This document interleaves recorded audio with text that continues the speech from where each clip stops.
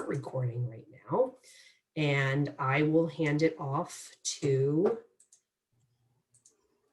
Dr. Patty Pablo. Thanks, Jamie. And thanks everybody for joining us today. I'm going to talk to you first about the Adult-Gerontology Acute Care Nurse Practitioner Program. And then we have Jenny Hollis, who's going to talk to you a little bit about the Oncology minor, and Carrie Doherty is going to talk to you about the Palliative Care minor. So we will start with the Adult-Gero Acute Care NP program. And Jamie, if you want to go to the next slide. So the consensus model is national regulation for APRNs that was intended to provide consistency in the way that advanced practice registered nurses are educated and where they are certified, licensed, the programs that they intended are accredited, and where they work. And we think that this is important information for anybody who's considering graduate school. And so what it means for you is that if you were to complete our program, you're going to be educated in order to provide for patients who are anywhere from adolescence to the end of life, and patients who are either acutely ill or medically complex. And sometimes people think that this is defined by the setting, but it's actually defined by the needs of the patient. So for instance, you may work in a hospital with patients who have heart problems, but you may also work in the outpatient with patients who say have heart failure, who are medically complex. So you may follow them chronically over time, but they're medically complex. And as a nurse practitioner, you need to have an understanding of what it means to have compensated heart failure or decompensated heart failure. They may have interventions such as LVADs and things like that that require the knowledge of an acute care NP. So for this consensus model, you could be practicing both in the hospital or in the outpatient setting, depending on the patient's needs, as long as they're acutely ill or have medically complex needs. I think that's it, Jamie. We could go to the next slide. So our program at Penn involves 12 courses. It's broken down into 4 core courses that you'll take with other graduate clinically focused nursing students. There's 7 specialty courses that are specific to our program that we'll go over a little bit, and 1 elective that you can take any course at a graduate level. And we provide 620 hours of direct patient care through your clinical experiences. Next slide, Jamie. So those core courses that I mentioned begin with advanced physical assessment that you take this summer before you go into your clinical experience, 608 applied pharmacology, 637 Introduction to Research Design, and 607 Advanced Pathophysiology. So these are the foundational courses that anybody who's pursuing a clinical master's are taking, and you'll find that most programs, if not all of them, will have similar foundational courses. One that I want to emphasize or point out is the research design course. So our program is very much encourages evidence-based practice, and you'll see beginning with this foundational course where you learn about research and the analysis of research, and then into our other more specific program courses, we're going to be encouraging that you be familiar with research, that you have a knowledge of how to analyze that research, and we're going to teach you how, and then you change your practice based on that analysis that you do. So very much an evidence-based program. Next slide, Jamie. So our theory courses that we call our principles courses, there's principles 1, 2, and 3, are the disease management courses. So these are the courses where we have the experts who come to you and talk to you about a variety of diseases, ranging from coronary artery disease to thoracic aneurysms to epilepsy and even hematological malignancies. And where we are, and with our affiliation with the university and just the dedication of our alumni, we're lucky to have experts who come to you, whether it's through Zoom or in person, that go over everything from the epidemiology of these diseases to how a patient might present with these diseases, what your differential diagnoses are, how you're going to do a diagnostic workup, and how you're going to manage these patients with these variety of diseases. These courses can be taken out of order, but you can see that, like, for instance, 670 is offered in the fall, 671 in the spring, and 672 in the summer. But if you were to come have a space in your plan of study where you have a summer opening, you can take 672 for the other courses. In this course, you will do a state of the science paper, which is essentially a literature review. So again, back to that research that I mentioned, you're going to look into an area of clinical interest and see what the literature is. And together with the help of your faculty, you're going to try to do a literature review and write up a paper summarizing the literature and drawing some conclusions on whether there's evidence to support a change in practice or not. I think that's it, Jamie. These are your clinical and your role courses. So there's essentially, in the fall, when you're going to your clinical classes, you're going to do 764 and 673 together. And these are the ones that give you the tools to then go into your graduate clinicals with all of the skills that you need to be successful. So beginning with 764, which is our technology class, you are taught things like how to read and interpret a 12-lead EKG, how to read an x-ray, how to put a chest tube into a pig, and many other skills that will then enable you when you go into your clinicals to continue to build on these skills that we've taught you. In 673, that's sort of the fall clinical, which is set up more like an undergraduate, where you have about 4 or 5 students with 1 faculty, and you're over at the University of the Hospital of the University of Pennsylvania, and you're taking the skills and the things that you learned in advanced physical assessment, and now you're applying them in the patient care setting. You're working on doing complete histories, physicals, presenting on mock rounds, and things like that. In the spring and the summer of your clinical year, you're going to complete 2 clinical courses, 674 and 675. 674 is going to be split into a spring 1 and a spring 2 clinical, and then 675 is going to be your summer. So essentially you'll have 3 different clinicals that we'll set up for you. In the spring, you're going to be going 2 days a week for clinicals, and then in the summer, you're going to be going 3 days a week. Next slide, Jamie. So things about the clinicals that are important to know. We make all of the arrangements for you. You can have preceptors who are both NPs and physicians. And essentially, we try to have these clinicals meet your personal goals. So when you're getting ready to go into these clinicals, the summer before, Patty Griffith, who arranges, is our clinical coordinator and makes the arrangements for you, will ask you about where your work experience is and where you want to work, and maybe your top 3 areas you want to do your clinicals. And so just to give you an example is, suppose you knew that you want to work in trauma. You may not choose to do all 3 of your clinicals in trauma. And so Patty would work with you maybe to get you a few different experiences that would best prepare you to work in trauma, such as maybe an orthopedic rotation or an ER rotation and a trauma rotation. So we will work with you to try to round you out and help you make those decisions and provide the best clinicals opportunities available to you. As you can see from this slide, they may not all be in Philadelphia. We have opportunities in New Jersey and Delaware. And sometimes if somebody lives afar and getting ready to go back home the summer before they graduate, we can, depending on state availability and stuff, sometimes enable students who are doing well academically and in a good position could sometimes do their clinicals at home before they graduate. I think that's it for clinicals. Thanks, Jamie. So an important part of deciding to go to graduate school is work-life balance. And so we encourage you at this point to reflect if this is a good time for you to go back to school. And if so, is it better for me to go full-time or part-time? So for our full-time students, we do not recommend working. So we find that the course load over the 15 months keeps them plenty busy. At most, students may do a job per diem. So particularly on the weekends, they may pick up a shift, or on holiday breaks, they may pick up some shifts. For part-time students, most will work full-time up until somewhere around the spring before their clinicals. And so at that point, many students will either go down to part-time and or will take their vacation time. I think that's about it. So, okay, yeah, that's good for work-life balance. Thanks, Jamie. So there are many minors that we offer, and Carrie and Jenny are going to talk to you more about oncology and palliative care. Most of these minors that are listed here are about 3 to 4 courses.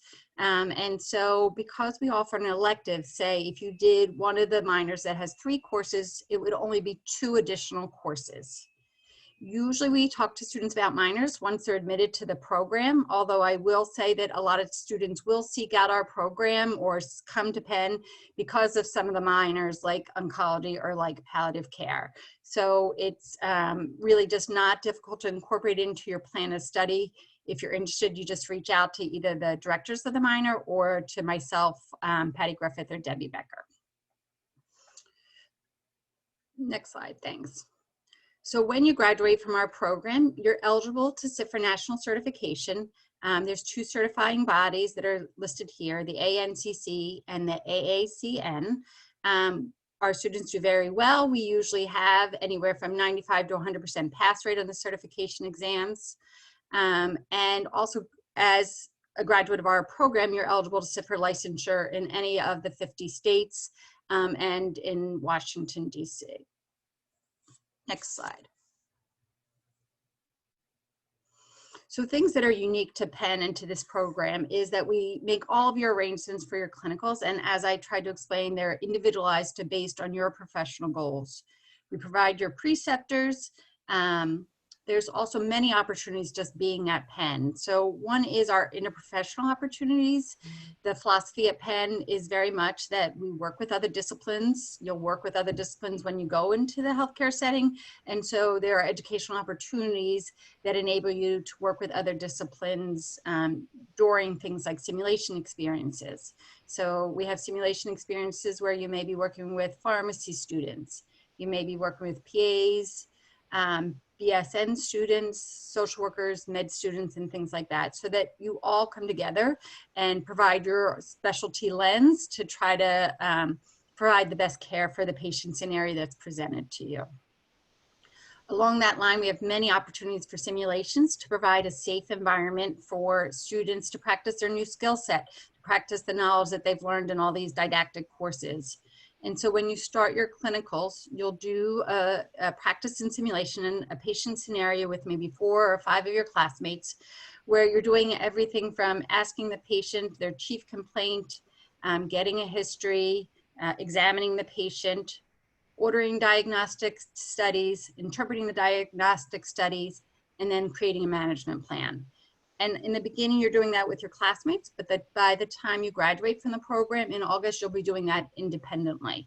And so students really love these simulation experiences to better prepare them for going into the clinicals. Also unique to our program is there are publishing and presenting opportunities. During the clinical courses, you're going to do a poster presentation, and some of our students will be presenting at local nursing meetings. And there's also all of our students submit a manuscript for publication, and somewhere between 20 to 25% of our students usually end up having their manuscripts accepted for publication either by the end of the program or shortly thereafter. And I already mentioned the specialty minors, and Jenny and Carrie are going to tell you a little bit more about those. So I think that's it. We could go to the next slide, Jamie. So these are just references for you. I want to point out that Debbie Becker is our program director. She couldn't be here today, but that's her email there. Myself and the associate program director, and Patty Griffith, who I mentioned, is our clinical coordinator, all available to answer any questions that you may have about the program. Next slide. So these are important websites for you, financial aid, minor options, and just our website in general, so that you can reach any of those. Thanks, Jamie. Next. All right, so then I'm going to hand it over to Jenny Hollis, who's going to talk to you about the oncology minor at Penn. Okay, thank you, Patty. Certainly, I really want to thank everyone who is attending today's webinar. We know that you have many options as you pursue your graduate education, and again, we really do thank you for considering Penn. And on that note, I just really want to kind of highlight that when you are looking at other programs, certainly looking at things like Patty already mentioned in terms of the fact that your clinical sites are actually found for you or in collaboration with you, and that's really the same across all of our programs, and that is a big differentiator. It's also important to notice how many of the faculty are actually involved in clinical practice, and that is another big distinguisher for Penn Nursing. But the other thing that really you want to maybe consider is, where does the School of Nursing fit within a larger university, and where might it fit within even a larger health system? And that brings me to the oncology minor. So the oncology minor is a wonderful opportunity for students who might consider themselves as a specialist in oncology, or maybe they're actually just recognizing that cancer is unfortunately incredibly prevalent. There's really no clinical practice that you're not going to find a really large number of patients who either have risk factors for cancer or have cancer, complications of cancer, or have survived their cancer, or maybe they're more in a kind of an end-of-life approach to it. So you're going to find cancer patients everywhere. And so even if you don't view yourself as a specialist, you might want to pursue a minor in order to add, some depth and some breadth to your population-based education.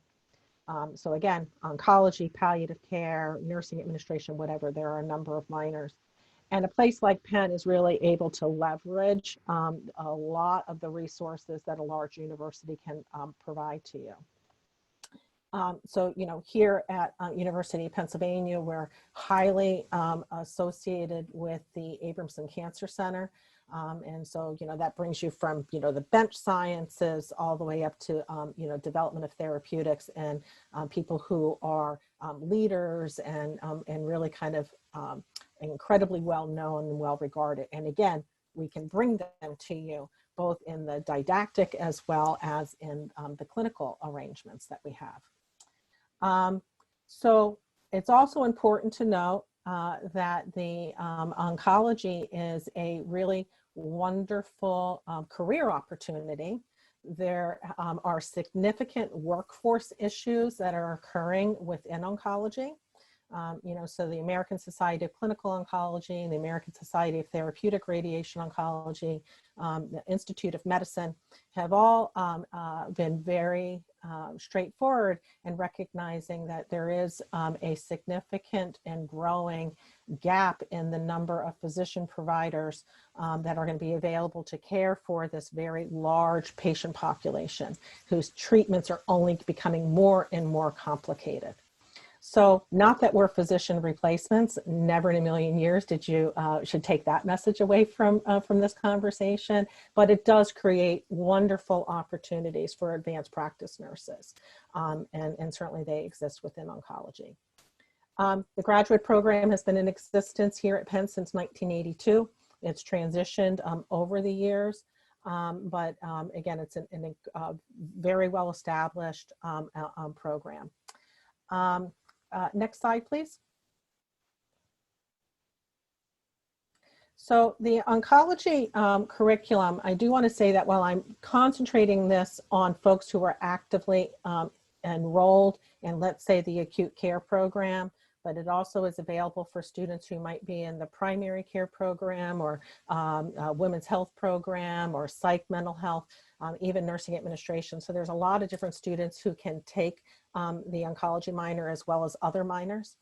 Also, I want to be clear that everything that I'm presenting as a minor is also available as a postmaster student. So we certainly do have students who maybe went through Penn originally, or maybe came from other schools, and they're practicing in oncology in a very sophisticated and nuanced specialty, but they're realizing that they had like one lecture in oncology and they're not feeling very well prepared to actually practice in this area, and that may affect patient care as well as their credibility as an advanced practice provider. So we do regularly have postmaster students who are taking the curriculum. The minor is 3 courses. So as Patty stated, in the acute care program, you do have to take 1 elective. So you could take the first course, 664, and that could satisfy your elective requirement, and you could just let that be. Again, it provides you a lot of information about the biology of cancer, the genetics, the immunology, risk reduction, diagnosis, staging, prognostication. So again, you could think of it as a singleton course if you would like. If you wanted to go on further, you could take 666. I know it's a terrible number, but we've had it for like 30 years. But 666 is the second course in the oncology minor. It is also possible to take that as like a second elective, but it's really concentrating on therapeutics. So advanced concepts in systemic therapies, radiation therapy, toxicity mitigation. 667, which is the final course. If you're taking that course, you really have to commit to the minor. It does have didactic, but it also does have clinical requirement. We do require that students complete 240 hours of clinical in an oncology setting, but that oncology setting has to be consistent with your population-based program.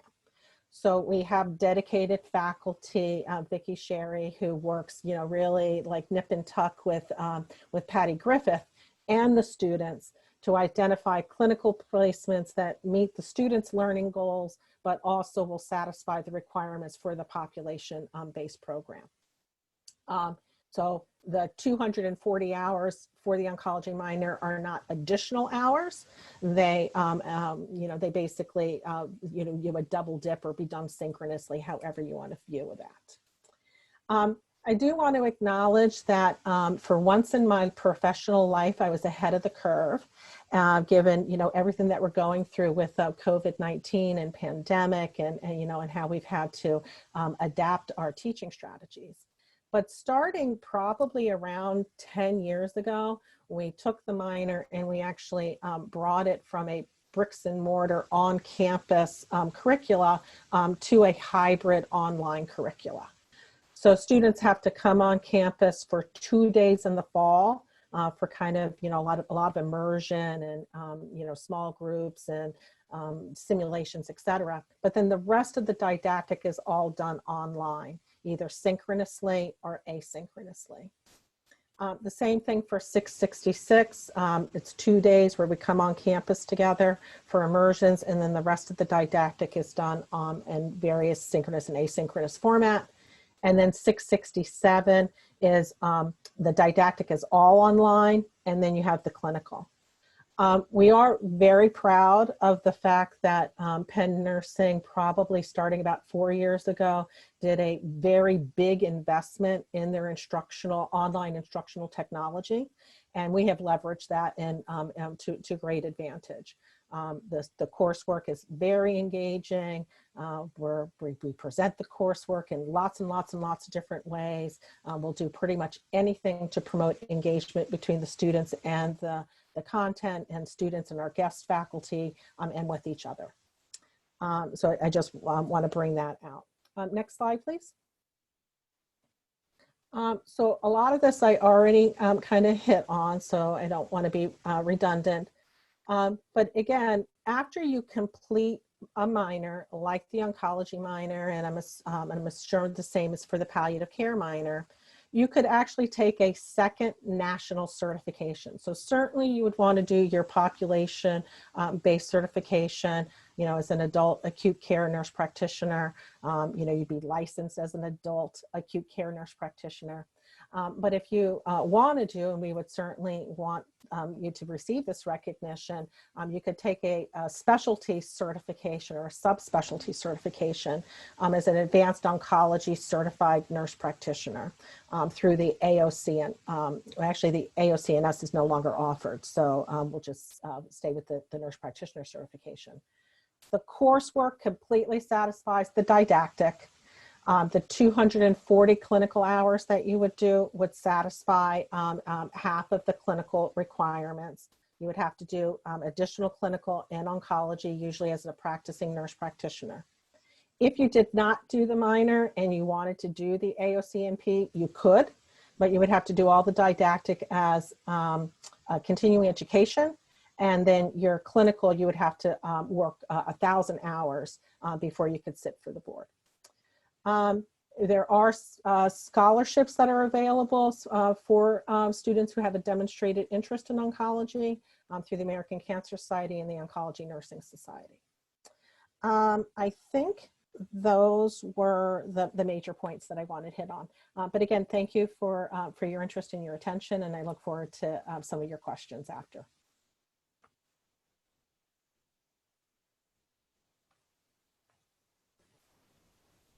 Hi, everyone. So I'm Caroline Doherty. I go by Carrie.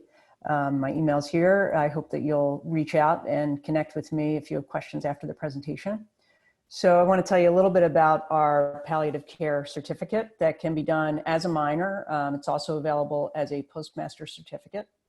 And what we have is 2 core courses, and those are online, and that includes 557, which is our Principles of Palliative Care. And in that course, we give you content related to an overview of hospice and palliative care, the history of it, some systemic level issues like policies and models of care. We talk about advanced care planning, spiritual aspects related to palliative care, family and caregiver issues, ethical and legal aspects, and also care of the patient at end of life. So it's a really nice overview of palliative care and hospice. The second course is offered in the spring, and that's the evidence-based approach to managing symptoms in advanced illness. In that course, we have guest speakers, and we also have faculty who will go over basically symptom management across the lifespan. We'll talk about symptom clusters and how those can be managed. We also go over issues such as culturally sensitive palliative care, sexuality in palliative care, nutrition, hydration, grief and bereavement, and we look at how to manage these things using the evidence to provide best care. The third course can also be completed online, and that is offered most semesters. That's current issues in health and social policy.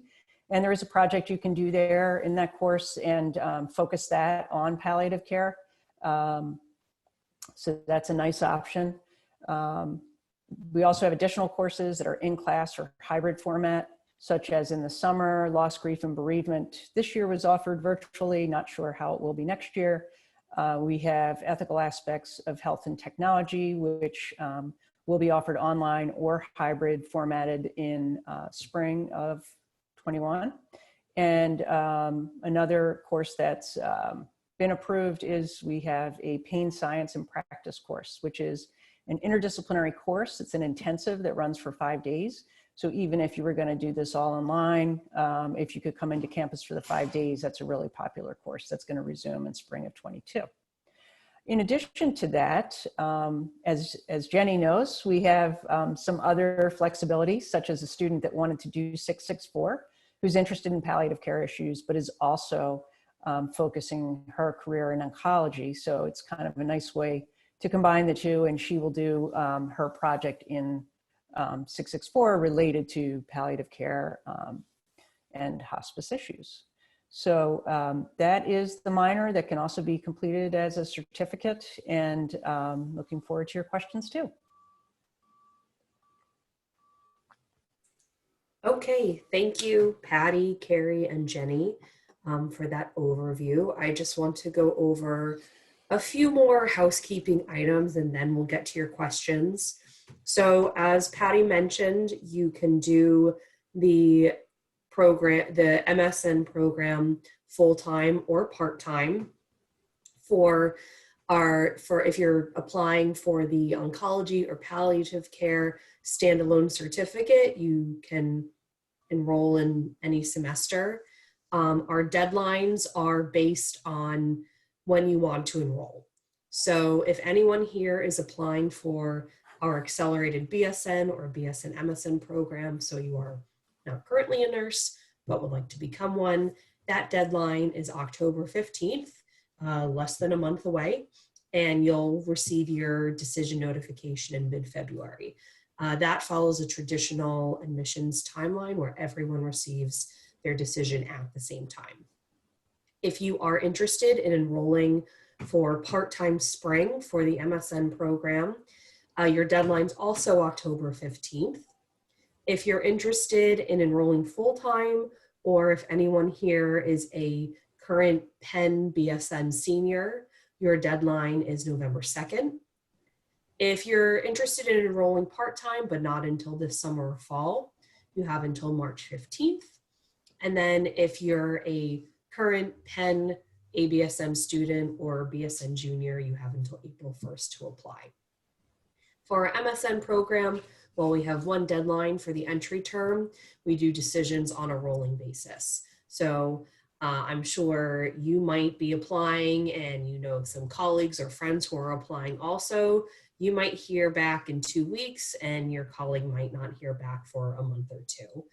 We review applications and release decisions in priority of enrollment. So in the right-hand column under latest notification is the latest you would hear back from us about your decision.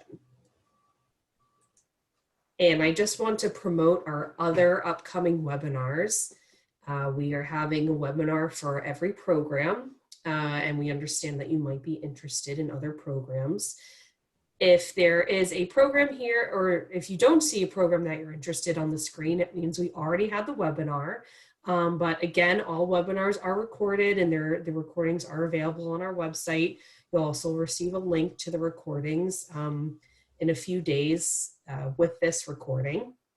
We have some general webinars coming up, those focused on the accelerated programs, a general one on the MSN programs, which focuses more on missions.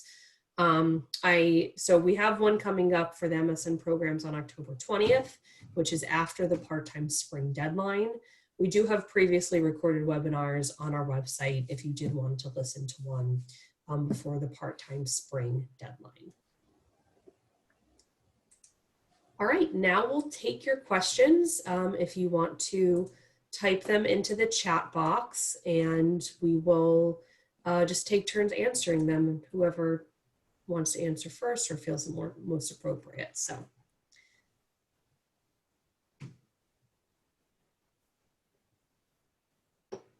I was just going to jump in. Colleen Camp, posted and wanted to know a little bit about the Streamline program for primary care nurse practitioners looking to add an acute care certification.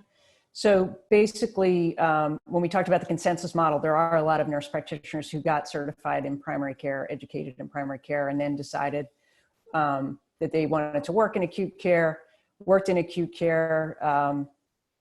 If you've worked in acute care for at least a year, then you could be eligible for our postmasters, which is 3 online courses and 360 clinical hours. I do have a whole separate presentation for that, so I will reach out. You can email me. I'll be glad to set up a time to talk, and I can also send you the Streamline specific information if you're interested. Thanks. I'm sorry, what was your email again? I don't know if I'm allowed to talk or not. You're sure, ctl@nursing.upenn.edu. I'll type it in the chat. Hi, everybody. This is Patty Griffith. I'm late to the party. I was coming out of class. I work in the acute care nurse practitioner program along with the other Patty. And I have responsibility for most of the clinical information. I saw one clinical question pop up about the palliative care minor, and the answer to that within the acute care program is absolutely. We do have some fabulous providers who work in palliative care. And if you are taking the minor, as well as even if you're interested in palliative care, but maybe did not commit to taking the minor, yes, we can offer rotations in palliative care for you. And I think there were multiple questions about taking 2 minors, and I'll just respond to that quickly while I have essentially the talking stick to say you are more than welcome to take as many classes as you would like to take, just knowing that it would expand the number of semesters maybe it would take before you could complete the program overall.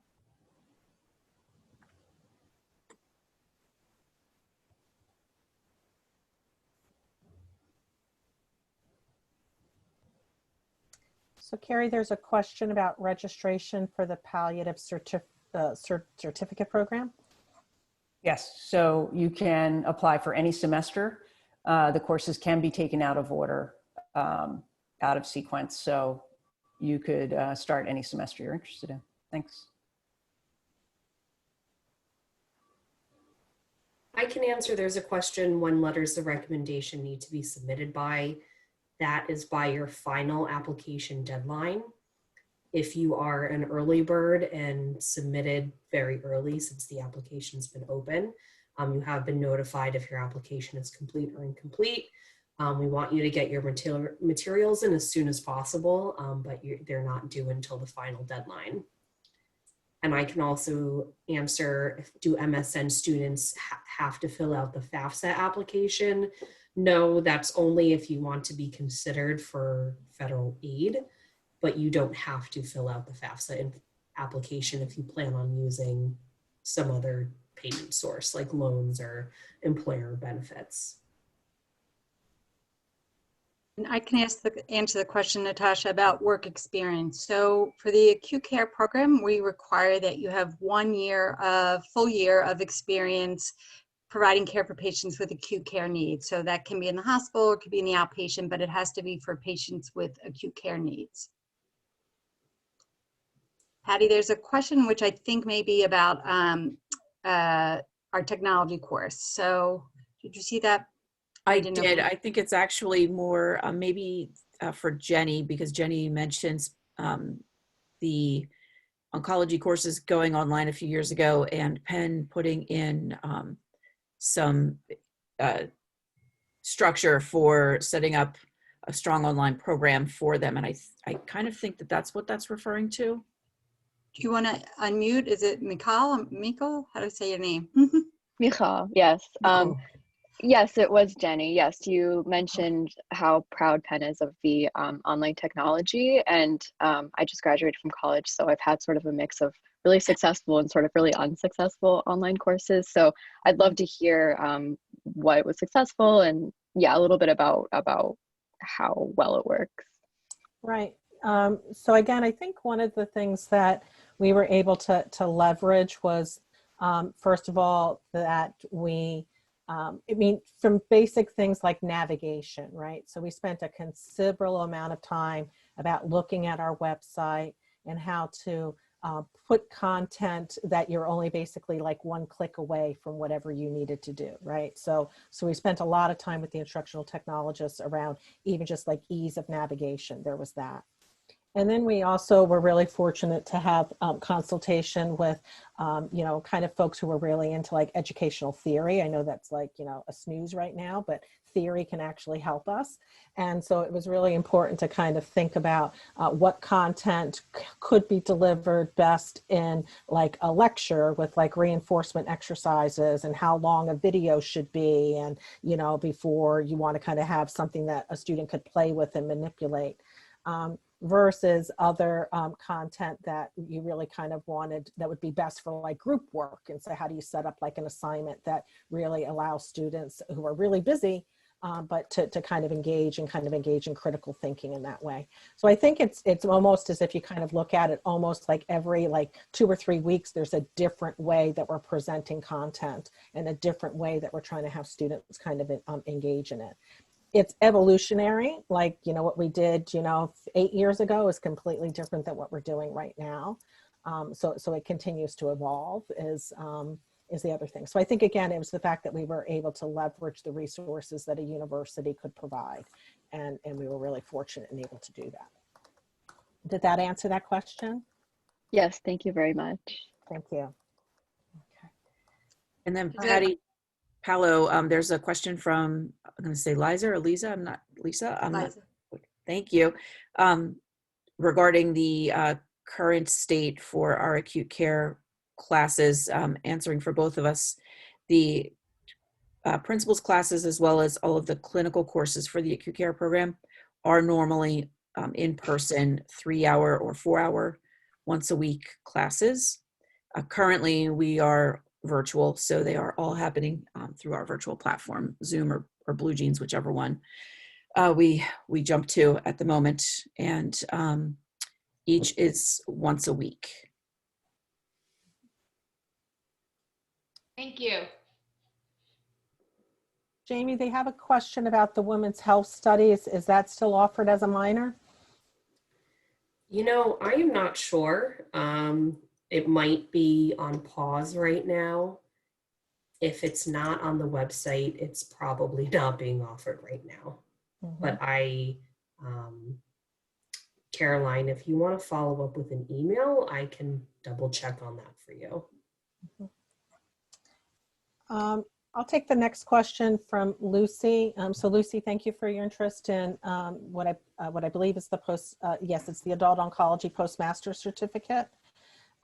So in terms of the application deadline for the spring, Jamie, could you clarify that for me? When is the application deadline and when do we let them know? Again, it's a rolling notification, but.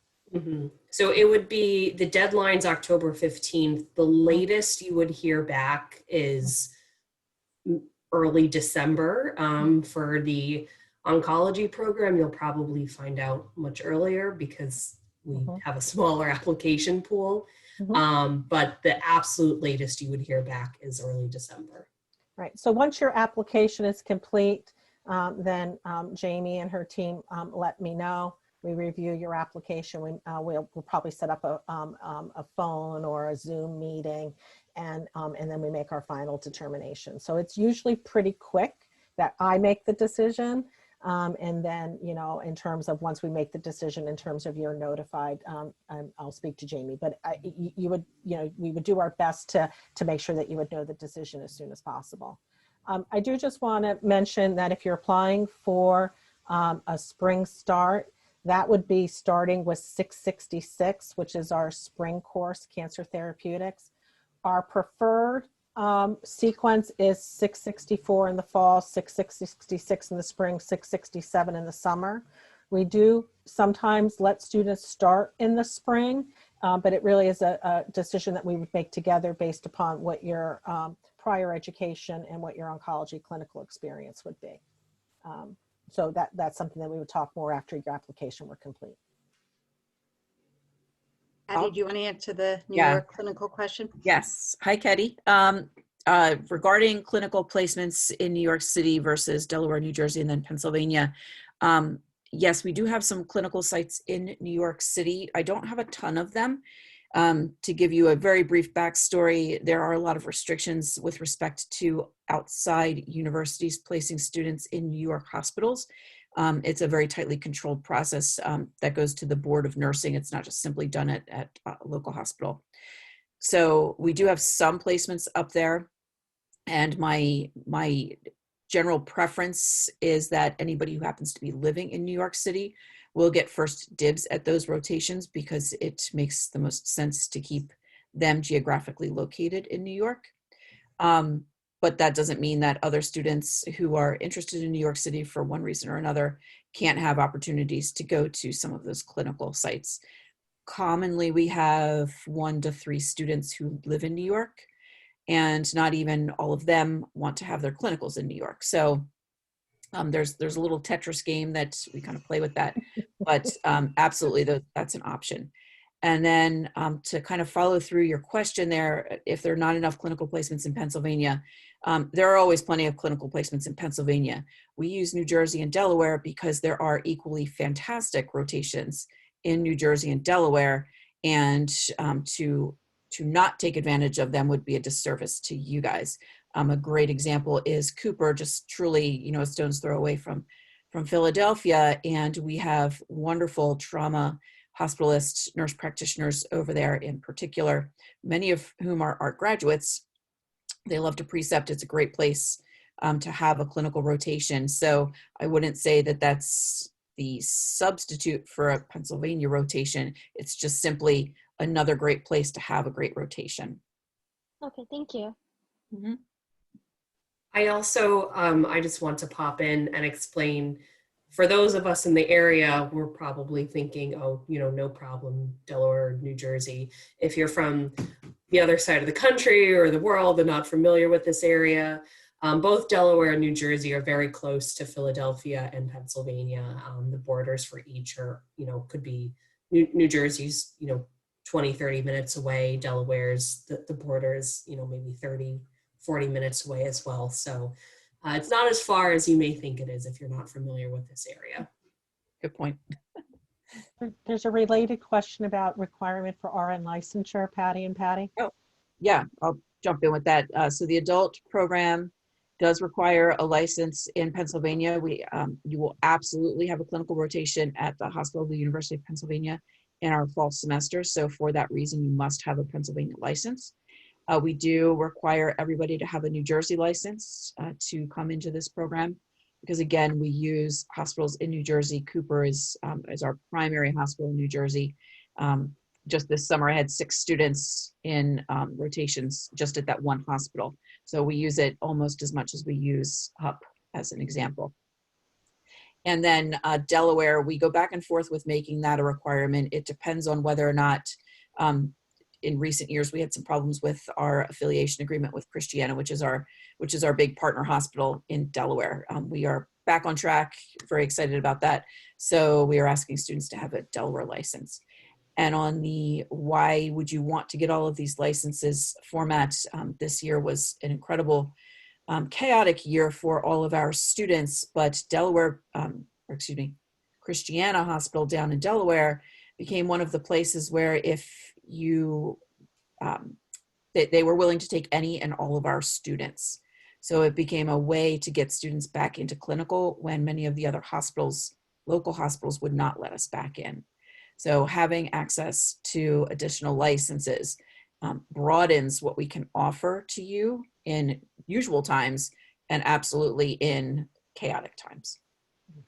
Just to add on to that, so because there's a second question about needing a license before you start the program. So before you start the program, you need a Pennsylvania license.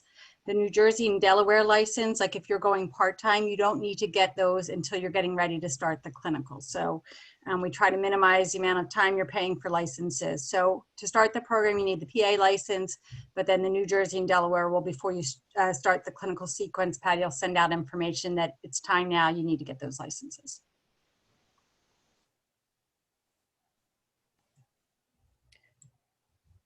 You want to do Ashley or want me to go ahead? I was gonna say, I think we scrolled past Colleen, so I don't want to skip over her. I know, Carrie, do you want to, it's a streamline, I think, again, about, did you see that, Carrie?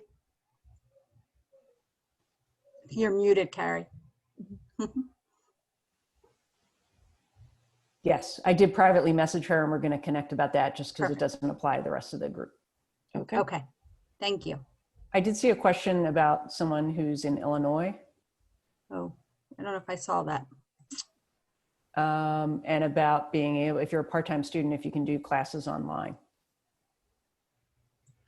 So currently, so in general, our program for the acute care NP program is traditionally in person. I will say that right now things are being offered online. So if someone were to apply part-time, it is possible that you would be starting online, but everything's in kind of a state of flux and we're kind of semester by semester. So if you're living at a distance, I would not plan to attend the program part-time and be living at a distance because it's just set up more to be an in-person for the adult gero acute care program. Did I answer that? I would like to respond to, I think we're down to, I'm going to say your name incorrectly and I apologize up front, Asha, regarding starting the MSN program before getting a nursing license, as well as before starting the clinical practice. And the answer is that you need to have practice as a nurse for at least a year before you can even apply to the part-time program, as well as to the full-time program. So you would need a nursing license in order to do that. And so I think I'm answering your question. You absolutely need clinical practice before you can come into the program, as well as apply to the program. And if I jump to the next question from Ashley, the acute care NP program, prospective jobs, and maybe Patty can chime in with this, and then possible to be an NP in an ICU setting. And the answer to part B of that is absolutely. We have nurse practitioners, graduates of our program, as well as many other programs who are acute care NPs in critical care settings, both at all of our sister hospitals here, HUP, Penn Presbyterian, Pennsylvania, Chester County, and even at Lancaster General.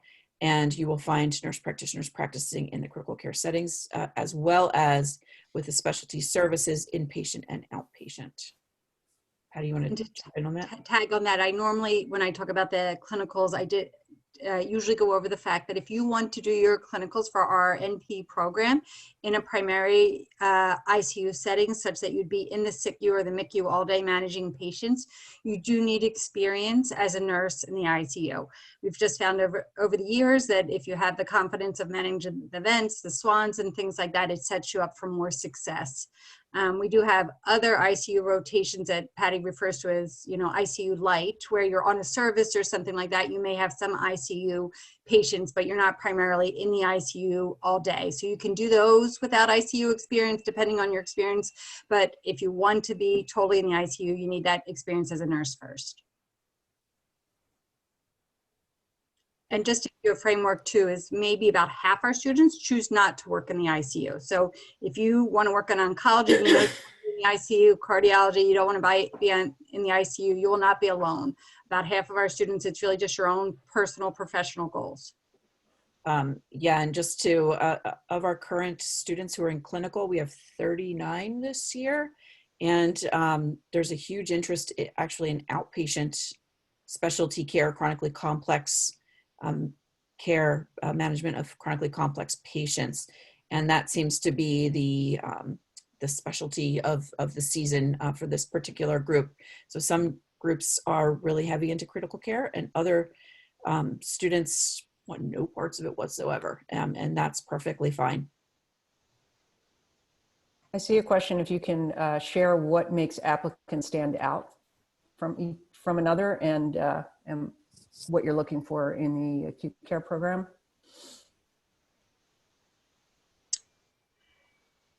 So I think that really when we're looking at applicants, things that we'd like to make sure is, one is that where, based on your essays and things, you think that you want to be professionally, if it aligns with the program, such that we can provide a program that's going to get you to where you want to be. And so that if, based on your work experience and based on where you're telling us that what you want to do with the program and where your professional goals are, that the program aligns, and that we think that you could be successful in the program, then that's probably our #1 criteria in selecting our candidates. It's obviously an academically rigorous program, and so we will look at other things like your transcript and how you did in your sciences and things like that, and take that into consideration as well. Anything else? I also want to add. Yeah, go ahead, Jade. We have a holistic admissions process. So as Patty mentioned, we review all parts of your application, not just your transcript, but your essays, your letters of recommendation, your resume. We have people who nursing is their first career, is their second or third career, people with a few years of work experience, many years of work experience. So we're not just looking to check off boxes that, meet a certain requirement. We're looking at the whole picture that you submit to us. Carrie, did you see the question about palliative care, the didactic or? Yes, I did a private message on that as well. Sure. But currently, unless you're enrolled in an APRN program, we don't have the ability to offer palliative care clinical hours currently. There is not a clinically based course. But if you are in the acute care program and a palliative care minor, we will offer up an opportunity to have palliative care rotations through the kind of parent reason you're here for the acute care program. There's a question about how many students get accepted to the AJA-CNP program. So we don't have a set number. I can tell you that, as Patty alluded to, we have about, usually in the mid-40s, the number of students who go into clinical each year. And because we have a mixture of full-time and part-time students, we don't really, because what inevitably happens is not everybody goes to clinical at the same time. So we kind of aim each year to have about 40 students going into clinical, and that will sort of drive our decision making for numbers. For admissions, I would say we're not in the business of being purposely competitive.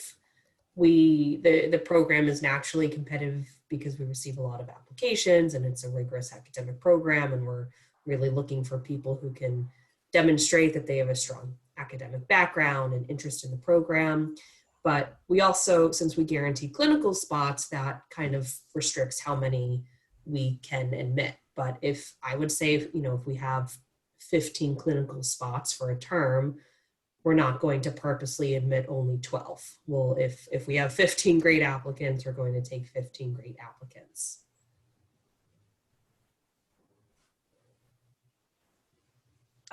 There's a question about starting out part-time. Can you go full-time partway through?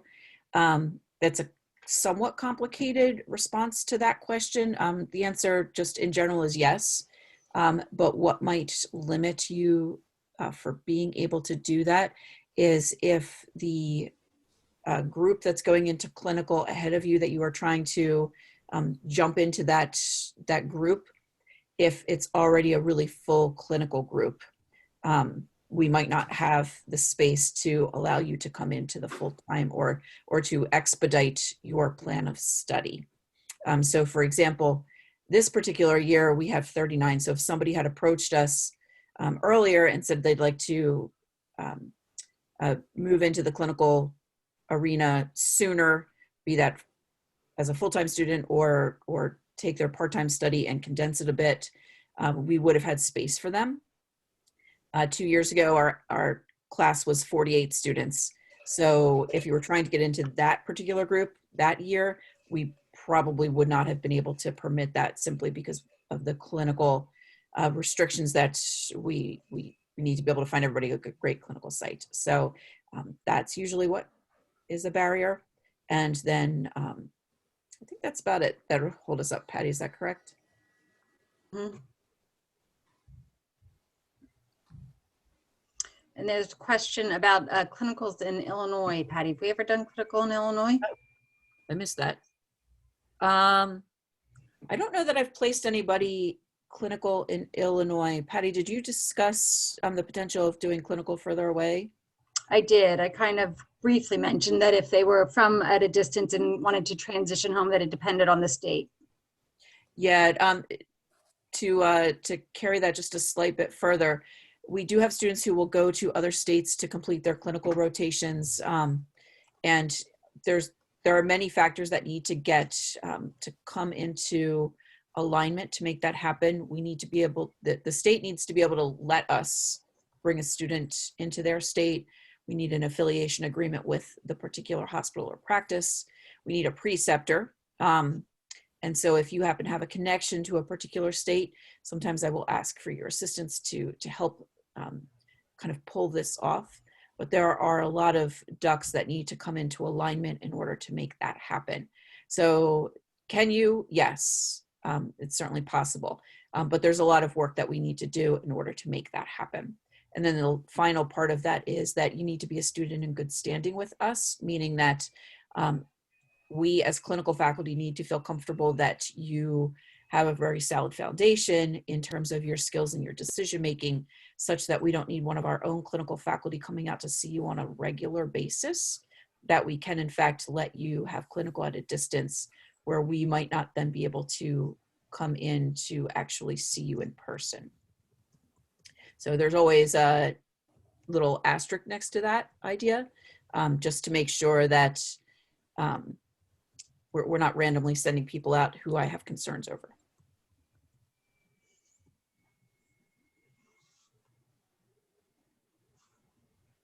Hey, I think we've gotten to all of the questions. I will just advance to the next screen. In the presentation, I know all the faculty have included their email. Emails are also on the website. If you forget all of that, just shoot a message to admissions@nursing.upenn.edu with any questions, and we can answer them there. or forward to the appropriate faculty. I just want to thank everyone again for attending. Thank you, thank you both Patties. Thank you, Patty Griffith, for coming in late and answering all these questions. And Carrie and Jenny, thank you for your time.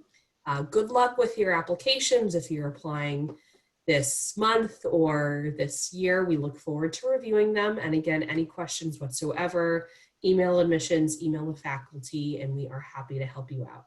Have a wonderful day, everyone. Good luck, everyone. Bye. Bye. Take care. Bye-bye.